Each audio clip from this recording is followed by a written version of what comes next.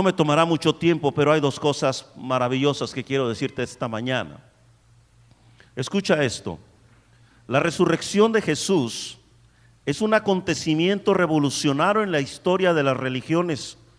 Ninguna de las grandes religiones de la humanidad anunció la resurrección corporal de sus fundadores o de sus profetas. Esto lo dijo Manuel Fraijón Nieto, teólogo y filósofo español. Somos la única creencia que afirma que su fundador resucitó, Jesucristo. Nadie más. Buda sigue donde está y todos los demás están ahí. Nosotros tenemos una tumba vacía y eso es gloria, eso es gozo para nuestra vida. ¿Sabes, amado hermano, hermana? El anhelo de volver a vivir, de ya nunca más morir, es algo que está plasmado en el corazón de todo ser humano. A veces creo que toda esa cuestión de mantenernos siempre jóvenes, o como los muchachos dicen en esa expresión en inglés, forever young, creo que es algo que late ahí en el corazón. Quisiéramos nunca más morir, que las cosas simplemente un día cambiaran, y eso está ahí, porque el pecado lo arruinó todo, literalmente todo. Pero Jesús, con su muerte y con su resurrección, Él nos da la esperanza segura de que habrá un día en que usted y yo volveremos a vivir, de que un día nos levantaremos de entre los muertos y que iremos a un lugar donde no habrá más muerte, donde no habrá más llanto, ni habrá más dolor. Pero mientras ese día llega, podemos alegrarnos, podemos vivir con gozo. Mire, esta semana, no fue esta semana, creo que fue la anterior, un día en que yo me sentía muy cansado, terriblemente cansado, y me recargué en mi sillón en el escritorio y me acuerdo que le dije: Señor, ya Señor, quiero descansar. Y en eso suena mi celular y me dicen: ¿le hablamos de las capillas Marianas Galloso? Y luego ya atendí todo, dije: Señor, pero no así. Quiero simplemente sentir mi cuerpo descansado, pero no a ese grado. Señor, sí sé que estaré contigo, pero todavía, espérate tantito, ¿no? Pero sabes, hermano, finalmente la gloria de la resurrección, el gozo de la resurrección tiene eso, que un día descansaremos y será para siempre. ¿Sí? Desde que Cristo muere, se ha tratado de desacreditar su resurrección. Si tú abres tu Biblia en Mateo 28, te vas a dar cuenta de cuál fue el primer intento de negar que Él vivía, que Él estaba vivo. Mateo 28, abres ahí tu Biblia a partir del versículo 11, por favor, y dice de la siguiente manera: mientras ellas iban, he aquí unos de la guardia fueron a la ciudad y dieron aviso a los principales sacerdotes de todas las cosas que habían acontecido. Y reunidos con los ancianos y habido consejo, dieron mucho dinero a los soldados, diciendo: decid vosotros, sus discípulos vinieron de noche y lo hurtaron estando nosotros dormidos. Y si esto lo oyere el gobernador, nosotros lo persuadiremos y os pondremos a salvo. Y ellos, tomando el dinero, hicieron como se les había instruido. Este dicho se ha divulgado entre los judíos hasta hoy.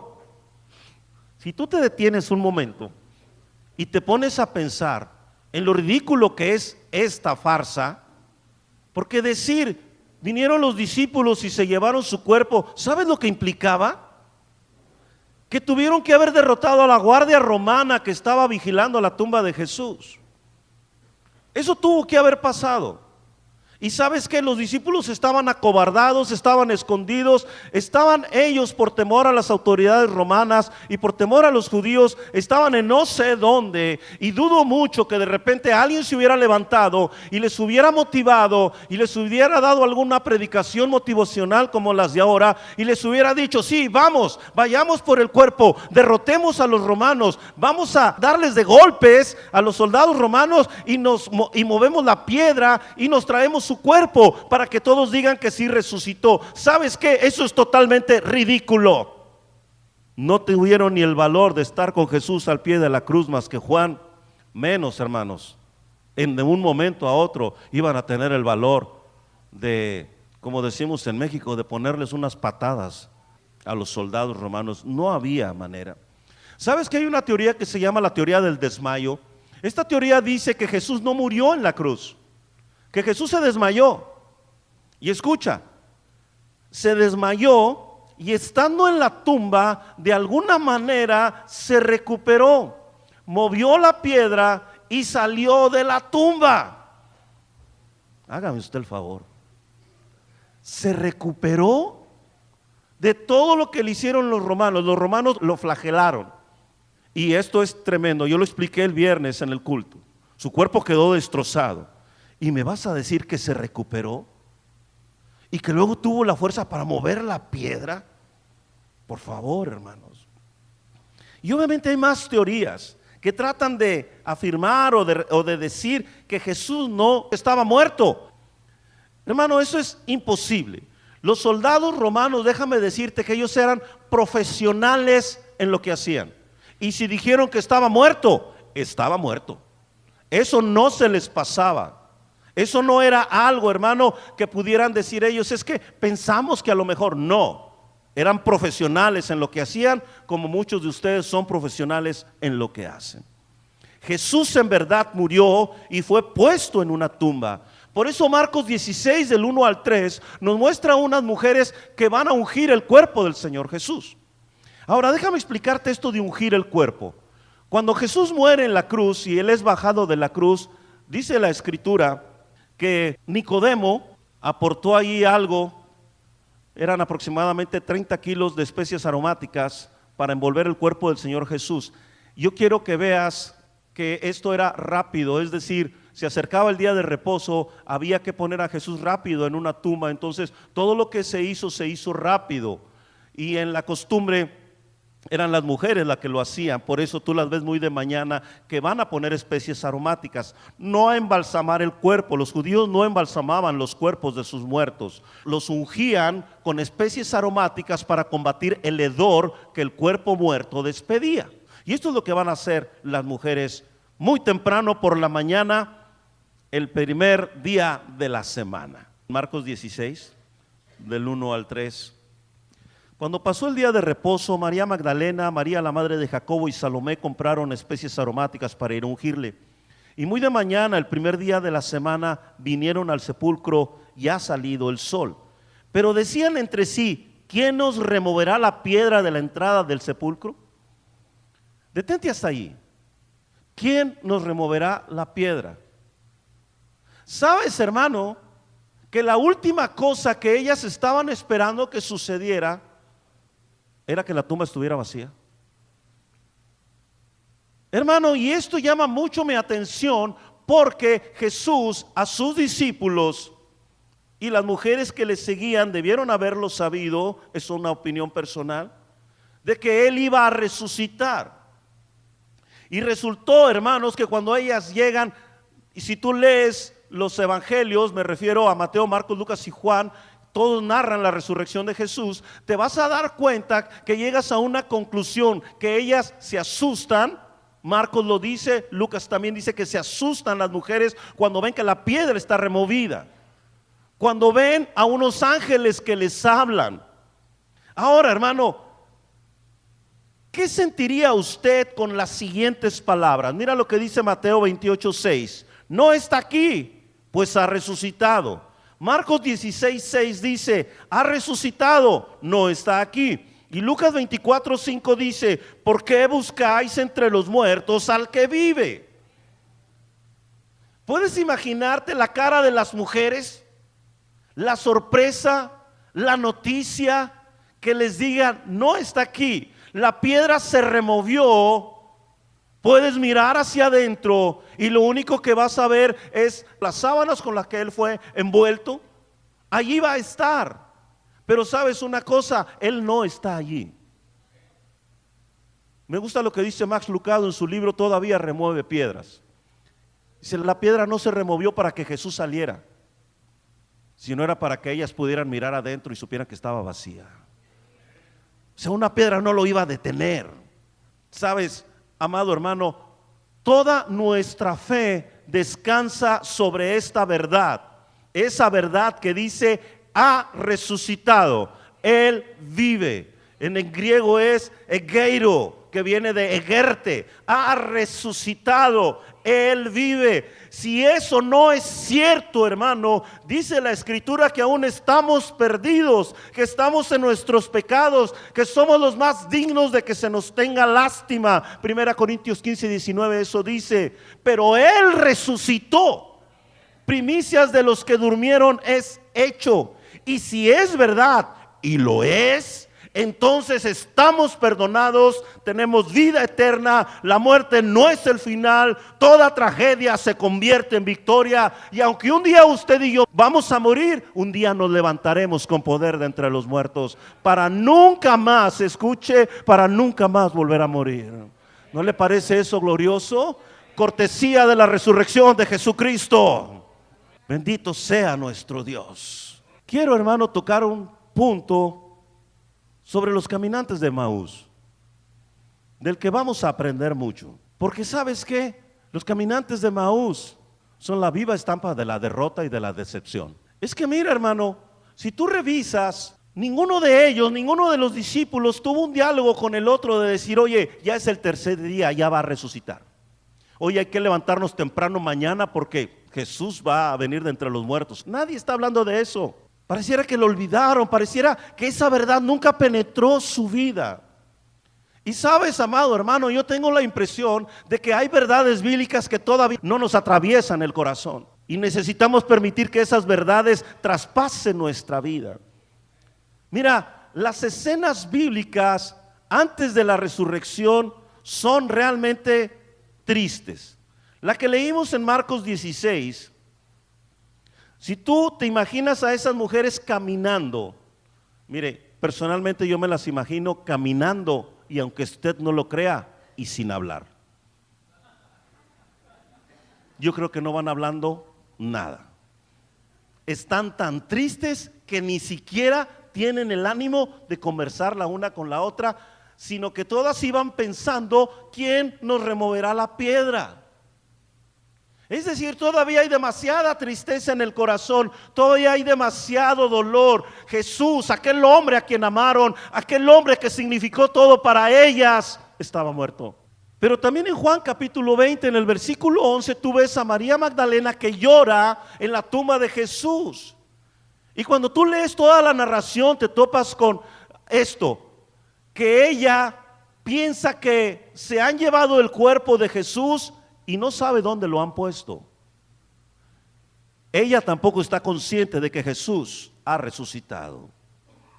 Y en Juan capítulo 21, en el versículo 3, los discípulos se ponen de acuerdo y dicen, vámonos a pescar. ¿Sabes qué significa eso de vámonos a pescar? Hombre, ya todo se acabó, lo que parecía ser tan maravilloso, se terminó. Vamos a hacer lo que hacíamos, vamos a volver a lo mismo.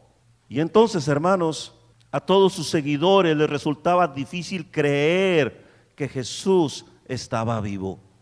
Les resultaba imposible que hubiera resucitado. De hecho, hermano, tenemos pasajes que nos hablan de que les dijeron que estaba vivo. Y mira lo que dice la Escritura, y me llama mucho la atención, ahí en Marcos 16, el versículo 11.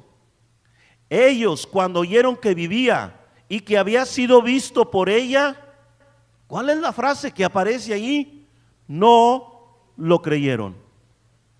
En el versículo 13, ellos fueron, está hablando ahí de los caminantes de Emaús, dice, ellos fueron y lo hicieron saber a los otros y ni aún a ellos creyeron. Pues ¿qué nos pasa? Digo ¿qué nos pasa? Porque no somos muy diferentes de ellos. Abre tu Biblia allí en Lucas 24, por favor. Los caminantes de Emaús, a partir del versículo 13. Dice que dos de ellos iban caminando. De uno se nos dice, el nombre se llamaba Cleofas, ¿verdad? Y dice que iban a una aldea, a un lugar que estaba cerca ahí, que se llama Emaús, que estaba relativamente cerca de Jerusalén. Y dice que mientras iban hablando por el camino, versículo 15, y dice que discutían entre sí que Jesús mismo se acercó y caminaba con ellos, pero ellos no se dieron cuenta que era Jesús, no lo sabían, sus ojos estaban velados, versículo 16. Y Jesús les hace una pregunta. ¿Qué pláticas, versículo 17, son estas que tenéis entre vosotros mientras camináis? ¿Y por qué estáis tristes? ¿Cómo se verían? ¿Cómo los vería Jesús? ¿No te parece interesante? Primero, ¿de qué están hablando? ¿Por qué están hablando de esto? ¿Y por qué están tan tristes? Y entonces ellos empiezan a relatarle, ¿no? Versículo 18, el que se llamaba Cleofas le dice: ¿eres tú el único forastero en Jerusalén que no ha sabido las cosas que en ella han acontecido en estos días? Entonces él les dijo: ¿qué cosas? Y ellos le responden y le dicen bien: de Jesús Nazareno, fue varón profeta, poderoso en obra y en palabra delante de Dios y de todo el pueblo, y cómo le entregaron a los principales sacerdotes y nuestros gobernantes lo sentenciaron a muerte y le crucificaron. Y mire el 21, pero nosotros esperábamos que él era el que había de redimir a Israel. Deténgase, sienta esas palabras. ¿Qué no supiste de Jesús Nazareno? Un hombre poderoso, fue tremendamente usado por Dios, hizo milagros impresionantes. Nosotros esperábamos que él era el que había de redimir a Israel, pero ya, se acabó, se finí, no hay más que decir. Y luego añaden: y ahora, además de todo esto, hoy es el tercer día que esto ha acontecido.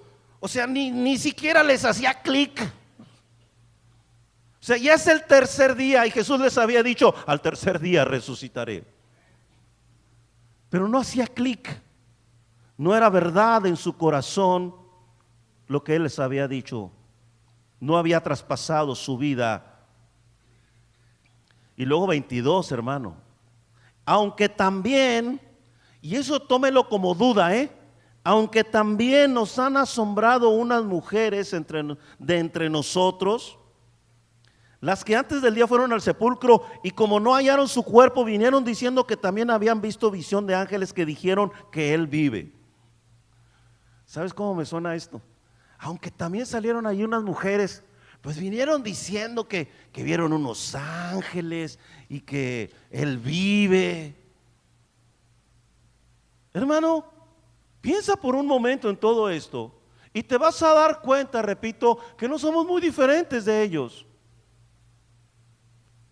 O sea, están hablando de que él vive, de que él resucitó, pero les resulta tan complicado creerlo. Y no los juzgo, hermano, yo le estoy diciendo que nos parecemos a ellos. O sea, no le están diciendo a Jesús: sabíamos que este glorioso día iba a llegar. Hermanos, por lo menos creo que pudieron haber dicho esto: oye, escuchamos de unas mujeres de entre nosotros que dijeron que tuvieron una visión, y ¿sabes qué? Vamos a ir a investigar a ver qué pasó con eso. No, ni siquiera eso. Todo lo están dudando, les resulta tan complicado creerlo. Por eso te digo que sientas el peso de las palabras que están diciendo. Versículo 24, y fueron algunos de los nuestros al sepulcro y hallaron así como las mujeres han dicho, pero a él no le vieron. O sea, ya, por favor. O sea, fueron al sepulcro, no lo vieron.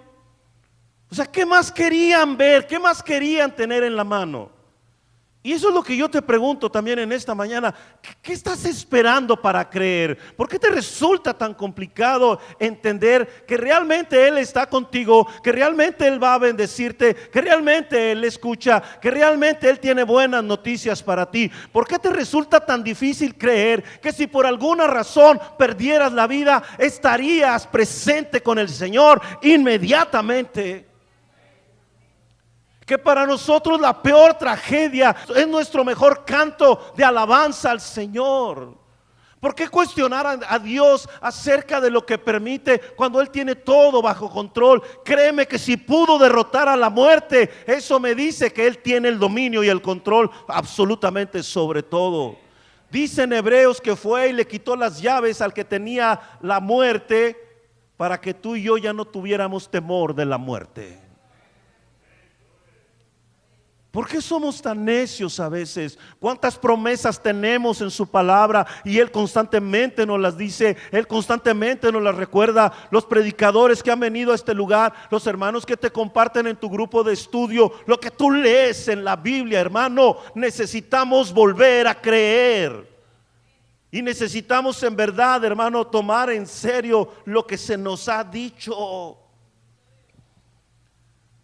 Mira, amado hermano, cuando nuestras expectativas no se cumplen, tendemos a decepcionarnos y a darlo todo por terminado, como nos relata lo que vemos en estas escenas que cité en la Biblia. Nos resulta difícil mantenernos creyendo, hermano, cuando todo según nosotros se ha venido abajo. Tendemos a olvidar con rapidez lo que Él nos ha dicho en su palabra. Pero Jesús es hermoso, tremendamente hermoso. Jesús sabía que sus discípulos iban a tener problemas para creer. Y por lo menos en este evento hay otros, obviamente. Incluso puedes recordar a Tomás, ¿no? Si no pongo mi mano allí donde están las heridas, no voy a creer. Y de repente, Tomás, aquí estoy. Se le presentó, dice la Escritura, estando cerradas las puertas. Quiere decir que Jesús ya no estaba sujeto ni al tiempo ni al espacio, como nosotros. Y eso es maravilloso. Por eso te digo que Jesús sabía que iban a tener problemas para creer. Así que Él hace algo al respecto. Y sabes, amado hermano, esto es precioso. Porque dice la Escritura que les dice, versículo 25, oh insensatos y tardos de corazón para creer todo lo que los profetas han dicho. ¿No era necesario que el Cristo padeciera estas cosas y que entrara en su gloria? Si bien la palabra es fuerte y firme, Jesús se acerca y les dice, oigan, así tenían que ser las cosas. Así estaba escrito. ¿Por qué son tardos para creer? ¿Por qué son tardos para entender? ¿Por qué su corazón no actúa con rapidez al respecto de creer todas las cosas que se les han dicho? Y dice la Escritura que desde Moisés les empezó a hablar de todo lo que estaba profetizado, todo lo que declaraban las Escrituras. Y luego ellos más adelante dicen, ¿no ardía nuestro corazón cuando nos hablaba? Hermanos, ¿por qué te digo que Dios es maravilloso? Dios es precioso, Jesús es hermoso. Déjame decirte por qué. Porque cuando tú y yo estamos teniendo dificultades para creer, también se acerca. De alguna manera se acerca y te hace saber que está ahí. Y te hace saber que tiene el control de todas las cosas. Él nos tiene paciencia.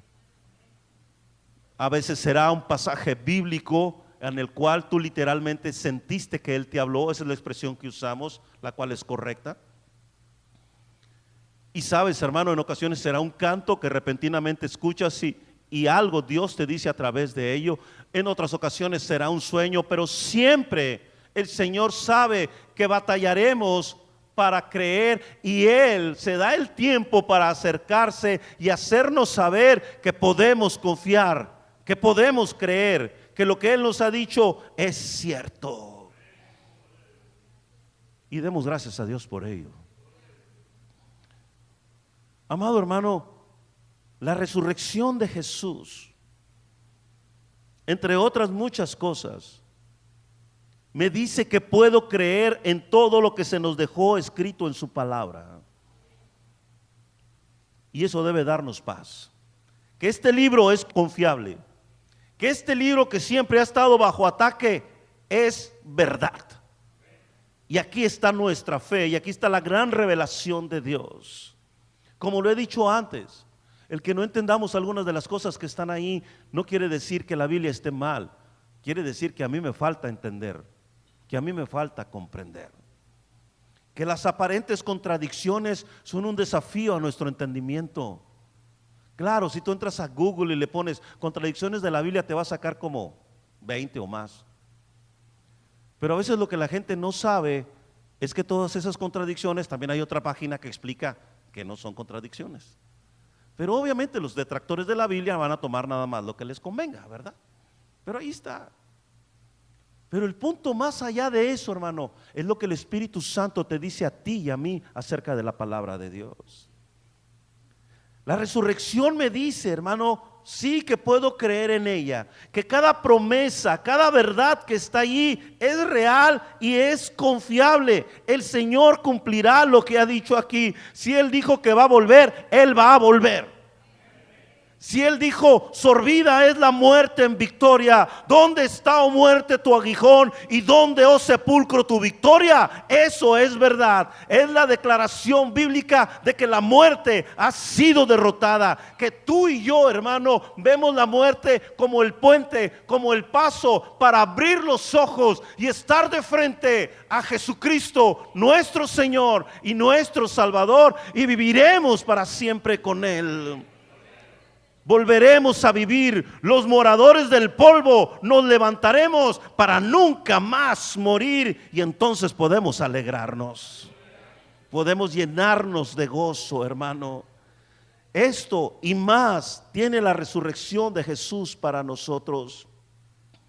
Por eso, este pasaje que se usa prácticamente solamente en los funerales, pero que es una verdad que debe sostener tu vida y la mía.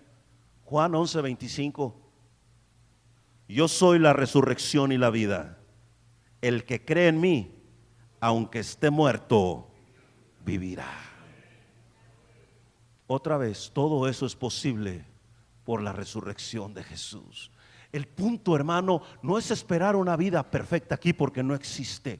No podemos esperar una vida sin enfermedad, porque tarde o temprano este cuerpo se enferma. No podemos, hermanos, estar esperanzados a que mis circunstancias cambien y entonces yo sentirme feliz y contento porque finalmente todo cambió. Hermano, no hagas depender tu vida de eso. Tienes que centrar tu vida en Jesucristo, en quién es Él, murió por ti, se levantó de entre los muertos por ti y volverá por ti. Si tú fijas tu fe en eso y centras tu vida en eso, jamás te sentirás desesperanzado. Y cuando sientas que no puedes más, y cuando experimentes la decepción y la frustración que este mundo trae, eso te dará vida, eso te levantará. Así que, hermano, hoy bien podemos decir y proclamar: sí, Él es la resurrección y la vida. Sí lo es. El que cree en Él, si tú y yo creemos en Él, el día en que estemos muertos, realmente estamos vivos. Realmente estamos vivos. Así que, hermano, hoy es un día de gozo. Hoy debe ser un día de alegría. Hoy es una proclamación tremenda, hermano, de que Cristo vive. Dice la Escritura, aunque es muy discutido este pasaje, que aparece que Jesús descendió a los infiernos. ¿Sí lo ha leído? Dice que descendió a los infiernos. Y una de las explicaciones que me parece que es muy adecuada es que Jesús, cuando muere, desciende a los infiernos y fue a proclamar su victoria. Sorbida es la muerte en victoria. Cierre sus ojos. Si está allí tu esposa, tu esposo o un hermano en Cristo, abrázalo, tómale la mano.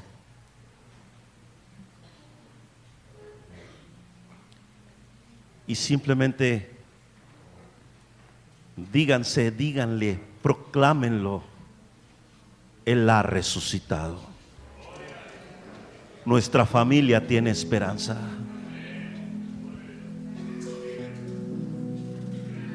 Nuestra casa tiene esperanza. Él vive. Los caminantes de Emaús finalmente entendieron que se trataba de Jesús. Y yo creo que a muchos esta mañana les ha ardido el corazón mientras adorábamos su nombre. Creo que muchos de ustedes llegaron a experimentar algo maravilloso durante el culto. Es que Él vive, Él está aquí. Todo esto no tendría sentido si Él no viviera, si Él no estuviera aquí.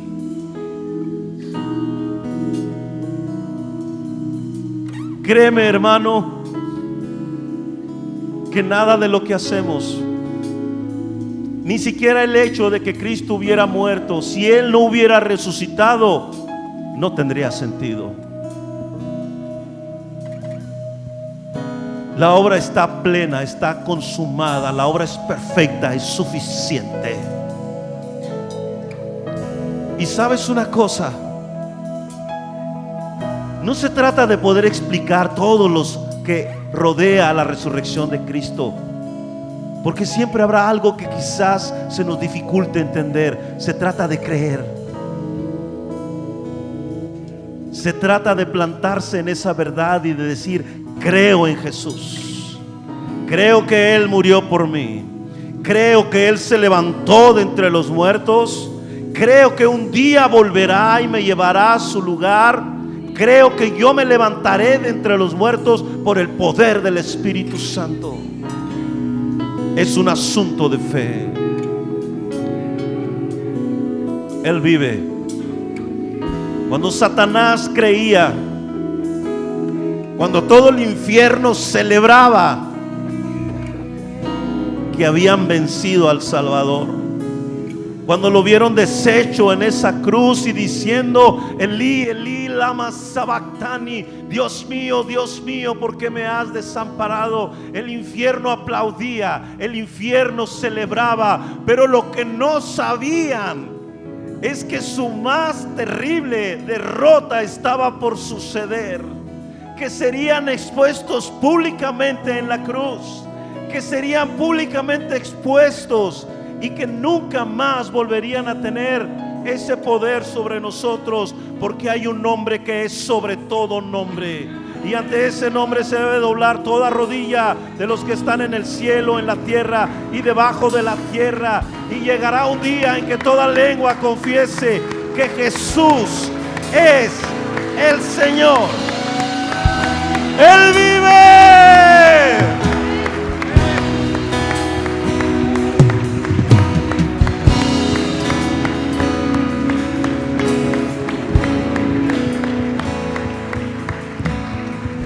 Podemos creer.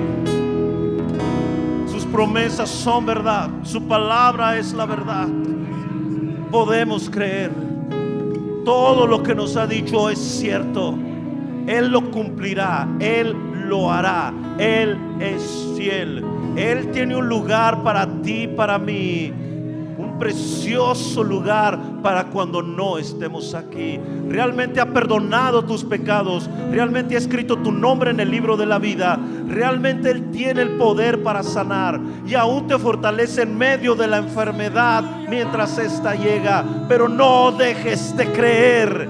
Él es Dios. Él es Jesús. Él es el Salvador. Él es quien te ama. Él es quien murió por ti.